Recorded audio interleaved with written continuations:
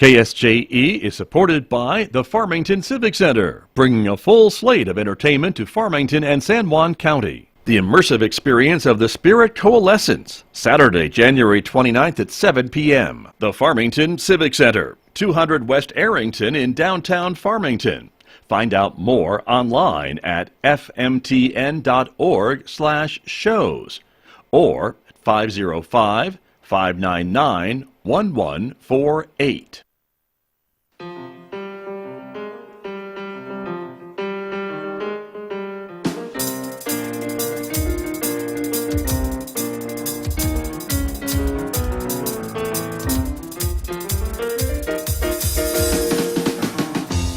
10 minutes past 8 o'clock. It is Tuesday morning. It is the 25th day of January 2022. Good morning, everybody. I'm Scott Michlin, and thank you for tuning in to KSJE 90.9 FM over the air, of course, here in San Juan County, New Mexico. We're working very hard to get back on the air in Durango, Colorado at 103.3 FM. But in the meantime, of course, you can always listen to us from our website, streaming 24 hours a day, 7 days a week, 365 days a year at KSJE.com. We welcome also our viewers who are watching this visual radio program. The video is streaming out live this morning to the KSJE YouTube channel, our Facebook page, and our Twitter account. We're glad that you are with us this morning, everyone, because coming up in the next few moments, my guest on the program today, Dr. Kim Mizell, is here, the superintendent of schools with the Bloomfield School District. We'll be getting an update on all things going on at Bloomfield Schools, so stay tuned for that, starting in the next few moments right here on KSJE. And then later on this hour, we'll be checking in, of course, on Tuesday with Amber Francisco from the Farmington Regional Animal Shelter. Amber will be telling us about some of the pets available for adoption this week, including, look at that guy on the screen. That is Stan, who is ready for adoption this week. We'll learn more about Stan and some of the other animals later on this hour at 8:50 a.m. right here on KSJE. Next hour, Mick Hess will take us roving with the arts. It is our weekday classical music program. Mick, of course, playing selections today from Joseph Haydn. You'll hear that coming up next hour. And don't forget, in addition to Facebook and YouTube and Twitter, you can check out KSJE's Instagram page as well. Outside our studios here at San Juan College, we are experiencing a partly cloudy morning this morning, 23 degrees in Farmington at the moment, and we're expecting a partly sunny day today with a high of 51 degrees and maybe some chance of snow developing overnight tonight with a low of 28 degrees. More chances for snow showers and rain tomorrow with a high of 45 on Wednesday before things clear out. Maybe a sunny afternoon tomorrow, not low of 15 Wednesday night. Sunshine for the rest of the week with a high of 45 on Thursday, 46 on Friday, lower 50s again for Saturday and Sunday, and overnight lows in the mid to upper teens. Well, let me introduce my guest who is joining us this morning. Again, our monthly update during the school year. Superintendent of Schools from the Bloomfield School District, Dr. Kim Mizell, is joining us today. Dr. Mizell, good morning. Good to have you on the program again. Good morning. Thank you for being with us. And let's talk about some of the things that have been going on. You were telling me before we came on the air this morning, you're just back from a visit to Santa Fe. Of course, we're in the middle of the 30-day session in Santa Fe. And so you were there talking to legislators about some of the concerns and hope for some legislation that's being considered. And what are your feelings about your trip and how did things go? Well, I was at the committee hearing for 3 bills. One bill was for a residency program for educators. The second bill was about insurance and how they want to support the employers paying more for public education employees' insurance. And then the third one was about retirees returning to work earlier, so we can address the shortage in education of teachers. We have about 1,200 vacancies statewide, and we're having a hard time finding people to fill those positions. And so there's a full court press trying to address the crisis that we're in the school systems. So, and all of those bills went through a due pass, so hopefully they make it through the process. So that was a good experience. It seems like the momentum's going in the right direction for education. Right. Good to know. And I know your district, like many others, if not all the others in our state, have been hit hard by these teacher shortages, right? I mean, you still have vacancies at Bloomfield schools, just like every other district, I think, in our state, even at this point in the school year, right? Yes, we do. Most of them are in like special education, specialty areas. But if people decide to retire, then we're going to be in trouble with, like at the high school, the science department, and some of the hard to fill positions at that level. So we're just trying to get out there, recruit, encourage people to go into education. San Juan College is um, working with all of us to help a grow your own program within, where they job share, like an educational assistance. You can hire two for the price of one, but they both go to school, one in the morning, one in the afternoon, trying to get them to become educators.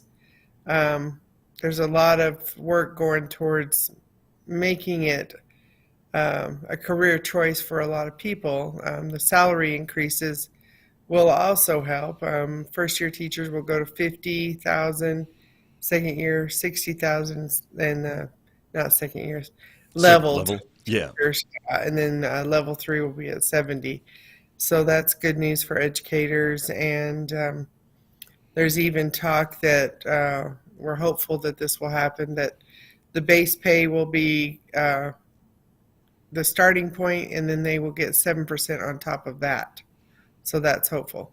Got it. Very, very good. And I know part of the conversation about the salary increases, especially in those levels for teachers, would be to help make New Mexico more competitive with our neighboring states. Is that something that you have seen? Do you sometimes lose a good candidate to another offer from not too far away? That's correct. I know that in Texas they're offering 60,000 to start. So we're still not there. It's going to be an uphill battle, but at least we're working to address it. Right, right, very true. And I know there's also talk about kind of an across the board, at least as far as I'm understanding, the 7% raise for other state employees this year as well, and that would certainly help some of your other folks too, wouldn't it? Yes, we always talk about salary compaction. You have principals that aren't that much more than a teacher if they're level 3. And so we have to address it all the way through the system. So that 7% increase will help everyone. Right, very good. My guest this morning is Bloomfield School Superintendent Dr. Kim Mizell. She is talking to me about her recent visit to Santa Fe, and one of the things you mentioned was about retirees in the educational system, and one of the proposals is to kind of shorten that time that retirees could maybe sit out from being employed and then come back to work to help out during some of these shortages. Is that one of the other things that the legislature is considering? That's correct. The bill was presented and it addressed that they only sit out for 90 days instead of an entire year. And with that, though, there's a caveat where they are allowed to work for 3 years instead of indefinitely. And we're hopeful that it might be amended so that they can just come back if they so choose. So that helps because we can get those retirees to come back and work in the schools. Right, right. And I guess that kind of still helps to avoid the kind of double dipping problem. Is that still part of what they're talking about as well? I know that was a big concern when they made the original change, I thought, to make retirees be able to not be eligible, I guess, for benefits once they left the system, kind of a thing. Right. The only thing that they don't receive another retirement. Yeah. And in fact, they have to pay like 10% into the retirement fund to keep it whole. So there's no adverse impact on the ERA retirement fund with this approval system. Right. And so we're just needing people in the schools to teach, and we prefer to have certified teachers.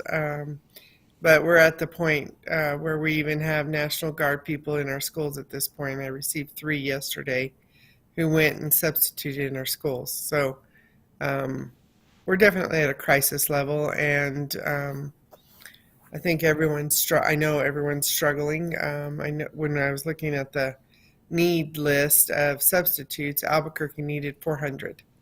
So give you an idea. Wow. That's just substitute teachers. That's just substitutes. Right. Wow. And you're mentioning that you've gotten a couple National Guard folks to come and help in Bloomfield schools, and so they're able to go into the classroom and follow maybe a lesson plan to, again, the idea to keep the kids in school, to keep them in those classrooms, and to keep learning and learning new concepts and things like that. Is that kind of how it's set up? Really, yes, it's to cover those classrooms. We have so much COVID exposure, COVID cases that are happening. It's hard to keep the classrooms open. I had to go into remote for 5 days with 4 of my schools in Bloomfield because of staffing and just the number of cases. We did get a letter from the state for one of the schools that we were on a watch list. We were past 5%. That's kind of the threshold of when you make a decision to if you need to close. Got it. And so when you do close a school, I guess it's important that folks understand that it's maybe not be cases among your students, but perhaps cases among your staff that might force you to make that decision. Is that kind of how it goes too? In most cases, it's related to staffing. Got you. Got you. And so, as of right now, how do you have schools that are? I think you do have schools that are kind of on remote session because of the situation, don't you? Well, they all came back on Monday. Pardon me. They were closed last week. Okay. So we're up and going again. But it's kind of a fluid thing that if we in one day one school jumped to 8% and 21% exposure, you have to close. There's no working around that. So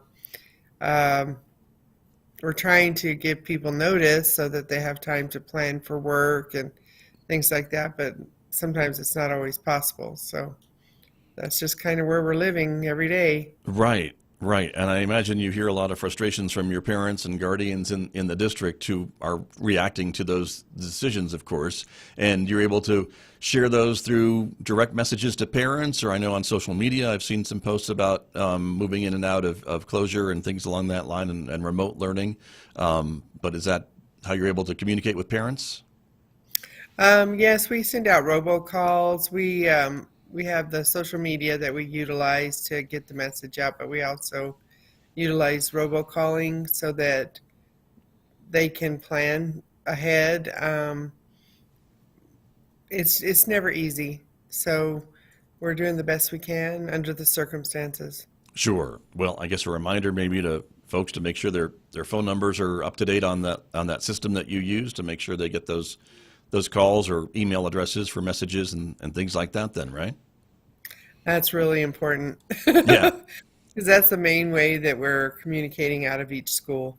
Very true. Very true. Another thing COVID related I wanted to ask you about, Dr. Mizell, and I know it's not necessarily directly related to the school district, but for the first time, Bloomfield now has a COVID testing site, and you've given up part of your parking lot at the high school to have Curative be there and be a testing site on Wednesdays for the community, and that's relatively new. Yes, we put that into place. They do testing every Wednesday. They get their results usually by Friday, and that kind of makes it challenging because we get the results on Friday. We have to either make a decision to close the next Monday. So it's just a weekly routine for us to assess the situation and make decisions. But yes, we have a testing site for all people to utilize and to take advantage if they're concerned about their health. Very good. And then again, it's not just for school district employees, it's open to the community as well. That's right. Very good. And again, it is at the Bloomfield High School North Gym parking lot, 520 North First Street. On Wednesdays is when the Curative testing site is open with test results back in 1 to 2 days, they say. Mm-hmm. And that's worked out pretty well. Dr. Mizell, I always want to ask you about the cars. Of course, this is a thing that you're known for, that you brought to the district, of course, this annual kind of friendly competition, if you will, and a drawing for some of your students based on their grade point averages, right? To perhaps win a new to them car at the end of the school year. That's still continuing this year, right? That's right. We have 2 cars to give away, and it's for those students that in the year with a 3.5 or higher. And last year we had quite a few students participating, and we hope for the same this year. This is to hopefully keep the momentum with students staying focused on their academics in school. And it's just a positive, encouraging way to help the kids with their academics and an incentive to do well. Right. Right. Very, very positive. I know there've been some great stories and great reactions. I noticed the kids that have won these cars. I think there was maybe one student, maybe more, that had to learn how to drive once they won one of the cars, right? Didn't that happen one year? Right. We do offer it for freshmen through 12th grade. So some of the freshmen don't quite have their driver's license yet. And one year we had 2 students that won the cars that didn't have a driver's license. So you can be assured the summer they took that driver's ed program so that they could drive their cars. I was going to say, I bet they got that taken care of pretty quickly with some new to them cars in the driveway for sure. So, right. But big thanks to your sponsors. I know you couldn't do this on the district by itself. You have the support of local businesses that help make this possible every year. Right. We publish a school magazine that we have companies that purchase ads in the magazine. And then we also have a wonderful sponsor through Zimes Ford, Mike, who helps us out every year. He starts looking for newer used cars, and he usually matches the funds that we have to purchase a car. So we really appreciate that. He's a really good supporter, and I didn't think I was going to be able to get cars this last year because of the shortage of vehicles, used cars, but he did find us too. So he was on it, and we appreciate it. Very good. Well, I'm sure Mike Zimes sees the benefit of helping out as well and being a good partner in this effort. Before we go, Dr. Mizell, some of our listeners and viewers may be hearing a little bit of noise in the background on the program this morning. That sounds like Peanut. Is that Peanut? That is Peanut. She is my holy terror puppy that my husband and I inherited from our daughter, who had to have a puppy during COVID because she had to stay home during school. And now she's off to college, so we inherited a puppy, and she's our joyful entertainment many nights, and she's fun. So animals always provide that joy in your life. So I was looking at the dog earlier, Stan. That's a perfect name for him. Right. We'll meet him later on this hour, that's for sure. But Peanut made an appearance on camera before we came on the air, but maybe she's shy now. But we can hear her in the background, so she's growling and running around because you're joining us from your home this morning. So I just want to make sure everyone understood what the noise was in the background. She's playing with her toys. She's the big toy puppy. She loves toys. Yeah. I have one of those too, so very good. Well, Dr. Mizell, I always appreciate your time meeting with me every month during the school year and just getting us up to speed on everything going on in Bloomfield schools. Thank you very much. Good to talk to you today. Thank you. You have a good day. Thank you. You too. That's Dr. Kim Mizell, the superintendent of schools with the Bloomfield School District, my guest this morning here on KSJE.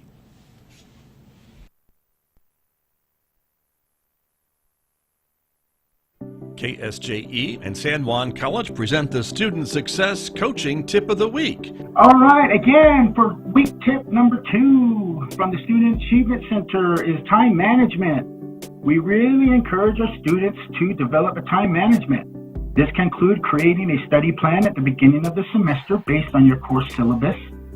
Ideally, you should study a little bit every day throughout the week.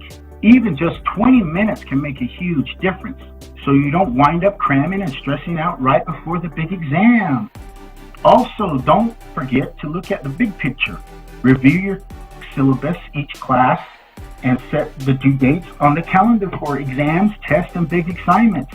This ensures that you have plenty of time for study for your tests or complete those larger assignments that are due. The Student Success Coaching Tip of the Week, presented by KSJE and the Student Achievement Center at San Juan College.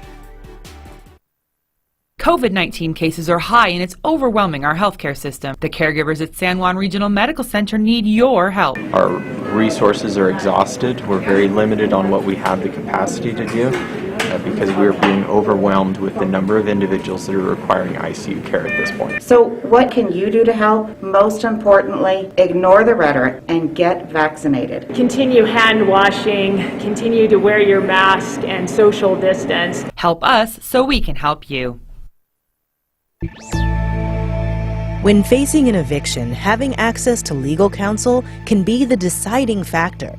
But for those who can't afford it, new digital tools may be able to help. From American Public Media, this is Marketplace Tech. I'm Kimberly